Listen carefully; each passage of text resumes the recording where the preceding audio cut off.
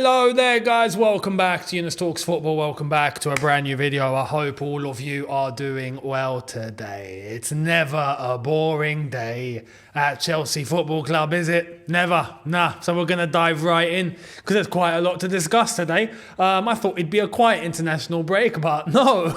This isn't what we do. Now go and check out yesterday's video if you haven't caught it already for some Chelsea and non-Chelsea saga.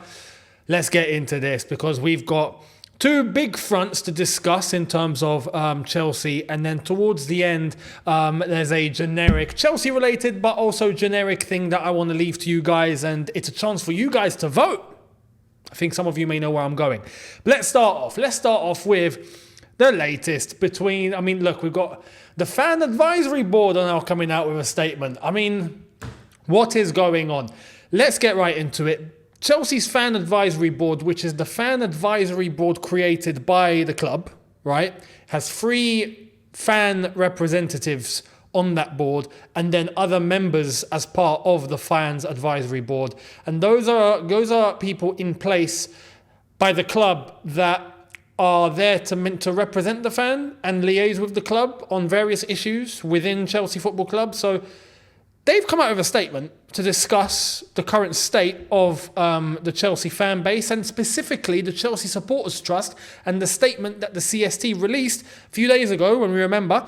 We discussed it on air. Let's get into it. Here's what the FAB had to say. Chelsea's Fan Advisory Board issued a strong statement countering a letter written by the CST which said fans aren't being consulted. Bluntly, we don't recognise the suggestion that fans are not being involved in the future of the club. This goes directly against our experience, so we wanted to set the record straight. Every Chelsea fan, including the ownership group, is frustrated at setbacks or results that don't go our way. But the team and the club more broadly needs its supporters. The only people who benefit from Chelsea fans turning on Chelsea are fans of other clubs. If we're pulling in the same direction, then every little thing is going to be all right.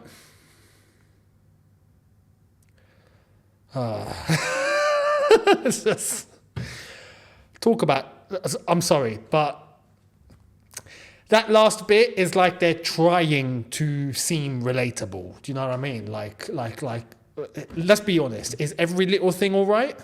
No. So, for me, it's tone deaf.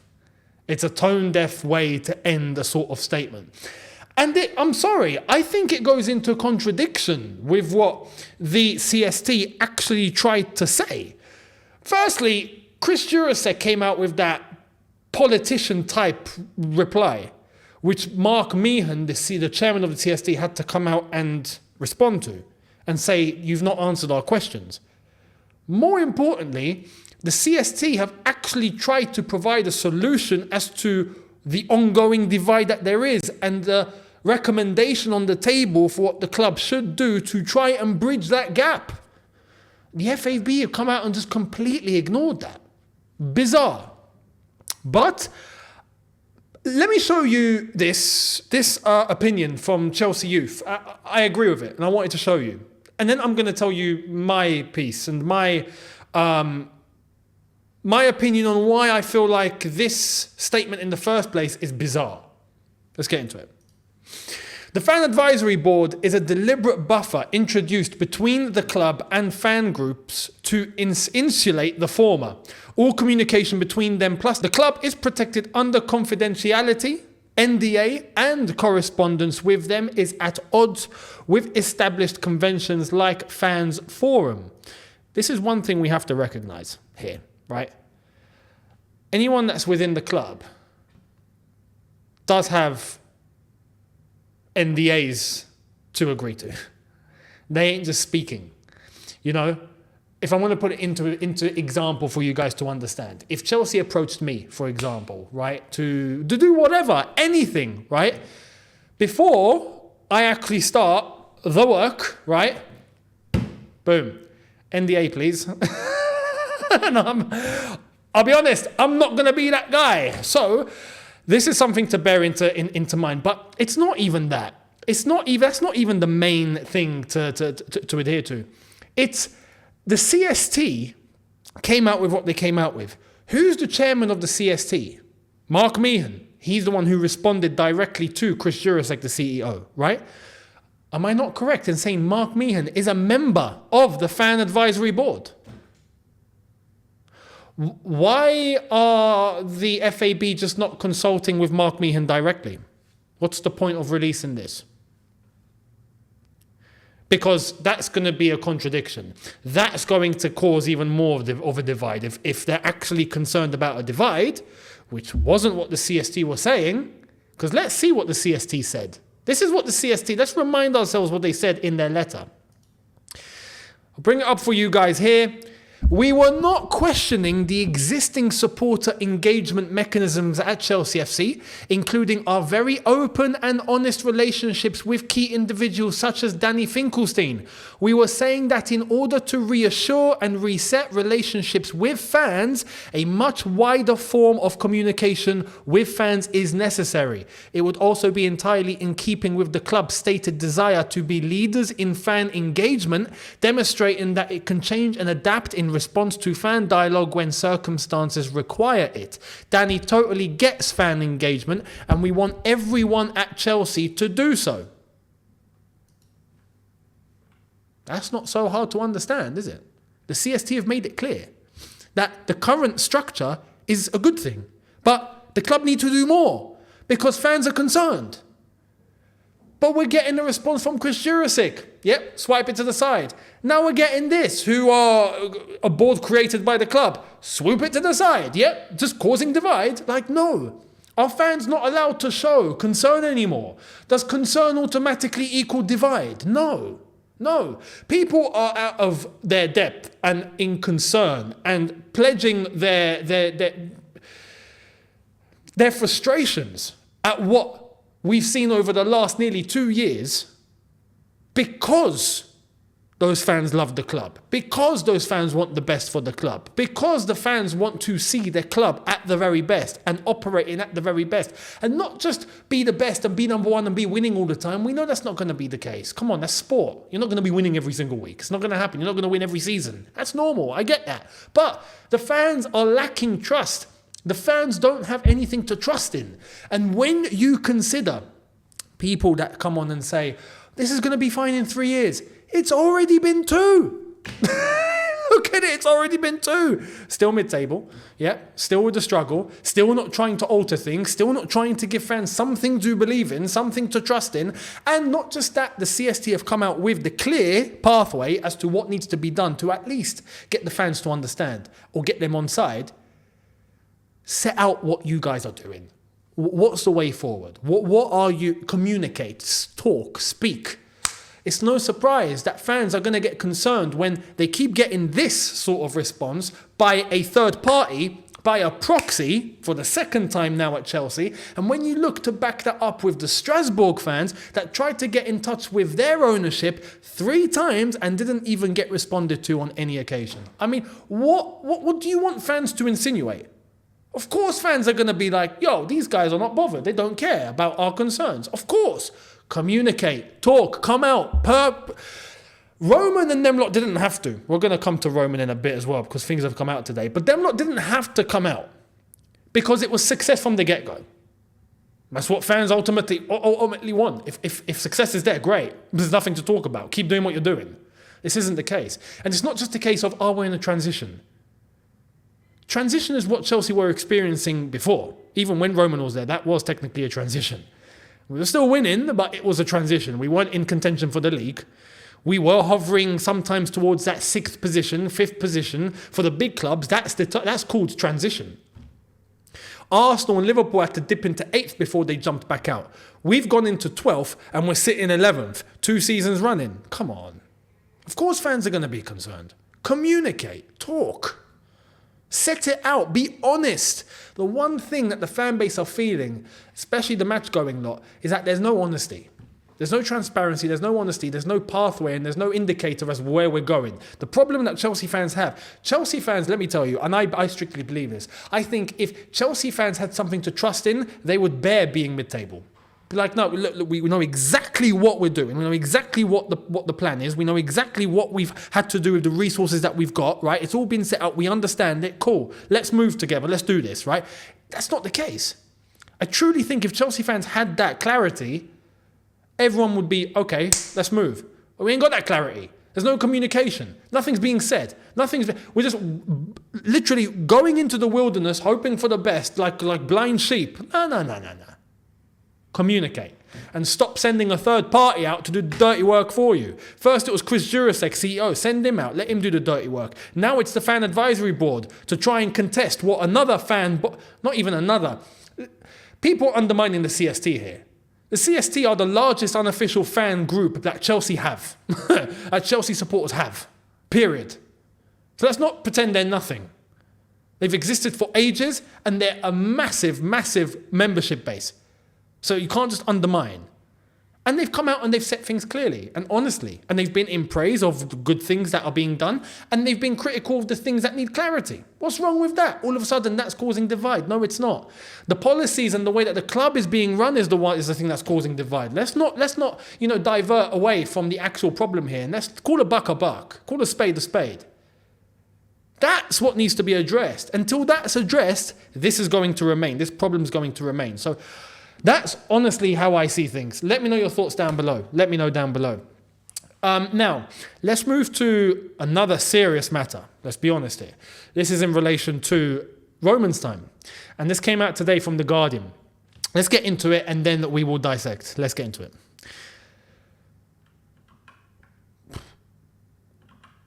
There we are. Sorry. Exclusive. If the Premier League charges Chelsea FC with breaching spending rules, an independent panel can call witnesses. Today, we reveal links between former club CEO Marina and offshore payments funded by Roman Abramovich. So, off the bat, that doesn't sound too pleasing. Let's keep reading. Granovskaya was Abramovich's hand at Chelsea, overseeing club business. She appears many times in the Cyprus confidential files. Earlier this year, we revealed how the files raised serious questions about how Chelsea FC was funded. Goes on to say, documents show she was copied in on payments made to agents and advisors from offshore companies owned by Abramovich. She also appears to have received at least £7.5 million in loans from Abramovich to buy a house, with the debt later written off. If this was reward for her services as a Chelsea director and CEO, it ought to have been paid for by the club for the purposes of calculating Chelsea's allowable spending. Neither Abramovich nor Granovskaya answered requests for comment. Our findings also raised questions about what former Chelsea chairman Bruce Buck knew. At the time of the payments, Buck was also head of pay at the Premier League. The body that would have investigated Chelsea spending had an investigation taken place. Now, the big question, if Chelsea are charged, will Buck and Granovskaya be asked to testify in front of an independent panel investigating potential rule breaches? Possible sanctions for the club, if found guilty, include a points penalty or even expulsion from the league. Let me be clear, first and foremost. I don't think Chelsea will get kicked out of the league. Much like I don't think Man City will get kicked out of the league. It's just, I don't feel like it's going to benefit the Premier League. Points, possibly. And a heavy one, possibly. Now, this is, we got to be honest. The past ownership, Roman and everyone beneath, Marina and all that. On a footballing level, I think it's safe to say we were the most successful club for a good 20 years. So that can't be undermined, right? And we know that they've done amazing things for Chelsea to operate at that level. Fantastic. Behind the scenes, we have to be honest. Of course there were dodgy things going on. As far as I'm concerned, I feel like, of course there is. But at the same time, is it exclusive to just Roman? No. The only thing is that Roman's getting caught. Everyone else is doing the same thing, but they either hide it well or they've not been investigated yet. But with time, you'll hear. No one suspected a thing in terms of Man City, at least on this level. People had suspicions. Yeah, it's got to be some dodgy thing going on. Did anyone think there'd be 115 charges? No. Here we are talking about 115 charges. You best believe other clubs are in similar boats. Now, I'm not saying 115 charges, but there's definitely offshore payments. Who doesn't? If we're talking about billionaires, right, at the highest level, this is things you have to do in order to reach that level. Offshore payments are normal. In fact, if we're going to talk about offshore payments and all of that sort of stuff, right? The thing is, it's not illegal. to have offshore companies as parent companies or conducting business or whatever. But in order to do things correctly on a club level, payments, for example, need to be made through the club, not via an offshore company. It's not illegal to have an offshore company, but you shouldn't divert money away from the club to that offshore company in order to bring it back around as something else completely. That's the problem here. And of course, Roman, like I'm sure everyone else has done, and I'm guessing here because I don't actually know. Has Roman done anything? It looks like it, let's be honest. But is it illegal? Not in the sense as in breaking a law, but in terms of footballing rules, football financial rules, yeah, of course. If this is actually what's happened, of course. And Chelsea could bear the brunt. But I do have to ask, and this isn't just in protection of the current ownership, but why do Chelsea now have to be punished for that as a club? This happened years ago. Why do Chelsea now, and even this ownership, have to pay the price for what was done back then? Roman's not owner anymore. Marina's not even at the club. And we're going to come to that. In fact, because there was this thing about, does Marina and Bruce Buck have to testify? No, they don't if they don't want to. If they were at Chelsea, yes, perhaps. They're not working at Chelsea anymore. And this is basically to back that up. Can't find a party guilty if they don't cooperate, and neither party are involved with Chelsea, so they have no reason to cooperate. Also, good luck trying to contact clubs who play in a sanctioned country. This is also in relevance to the possibility, because we've heard about where this investigation is coming from. The Willian and Eto'o transfers are in question from Anzhi, which is the Russian club. Russia are still currently under UK sanction. They don't have to cooperate. If they really don't want to, they don't have to. Marina's not at the club. She can just be like, I'm not going to talk. If she really wanted to. Same goes for Bruce Buck. They're not at Chelsea anymore. They don't work for Chelsea anymore. So this is where Chelsea might actually end up, so I say not lucky, I don't want to say lucky, but it can't get any worse, basically. That's the point. Now, if these guys were still working at Chelsea, yeah, possibility here. It could get seriously worse. And to just give you guys clarity on, billionaires operate at this level, right? They do. Do you think this current Chelsea ownership don't have offshore companies? Of course they do. In fact, it took a 5-minute Google search to find them. It's not, and I'm not saying this is a bad thing. I'm saying this is what people at that level do. It's a necessity, but it depends how you use it. Now, did Roman use it in a not so nice way? Perhaps. But it's not an uncommon thing for billionaires at that level, including our current ownership, to not have offshore entities. Here's Clearlake, for example. Clearlake Capital's partners and principal place of business, New York City. Related persons in question on this, Cayman Islands. And you can see, Cayman Islands. We keep going. Here's another one. This is Clearlake Capital Partners, offshore, based out of where? Cayman Islands. As it says here, Cayman Islands. Standard. Todd Bowley, for example. Backed insurer, based where? Cayman Islands. Says it here. Cayman Islands. In fact, the acquisition of Chelsea was conducted by lawyers from Maples and Calder. Where are they based? Cayman Islands. This is standard. Cayman Islands. This is the case. And on top of that, Chelsea Football Club currently, let's take a look at this. The immediate parent company is Chelsea FC Holdings Limited, a company incorporated in England and Wales. Until 30th of May 2022, the ultimate parent undertaking was Fordstam Limited, a company incorporated in England and Wales. That belonged to Roman Abramovich, we know this. Since the 30th of May 2022, the directors consider the ultimate parent undertaking to be Blues Investment Holdings LP, a limited partnership incorporated in the Cayman Islands. There we are. This is the reality. So, our current ownership have Blue Co. 22 Midco Limited, and the parent company, and that's based in England, the parent company of that is Blues Investments Holdings LP, based out of the Cayman Islands. Of course, this is what these guys do. It's no surprise. Is anything wrong with it? No. Depends how you use it. But to think that everyone's all of a sudden, scot-free and they're not doing things behind the scenes, under the table, here and there, they wouldn't be billionaires if they didn't. So, let's bear that in mind. Now, let me know your thoughts down below on all of that. And let's move to some more footballing matters before we end. So let's get into this. Check this out on Ian Maatsen. Bayern Munich sporting director Max Eberl has already contacted the player's agent. Newcastle and Dortmund are also interested in signing him personally. So Bayern Munich want Ian Maatsen from Chelsea as Alphonso Davies's replacement. This is absolutely incredible. We had Ian Maatsen. Why are we? This is crazy. This is crazy. I now don't know what to think.